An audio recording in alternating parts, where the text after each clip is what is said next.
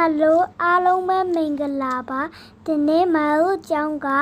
Sport Day Activity ကိုကျင်းပတာဖြစ်ပါတယ်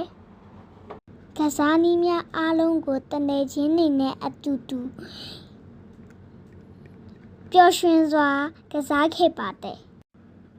တင်းဝက်ကောင်းကောင်းနဲ့အကောင်းဆုံးကြိုးစားခဲ့ပါတယ်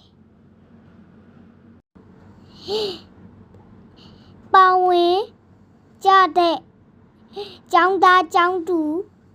များမှရာထူးရာသီမှဖြစ်ပါတယ်ကစားနည်းအားလုံးကိုပျော်ရွှင်စွာကစားခဲ့ပါတယ်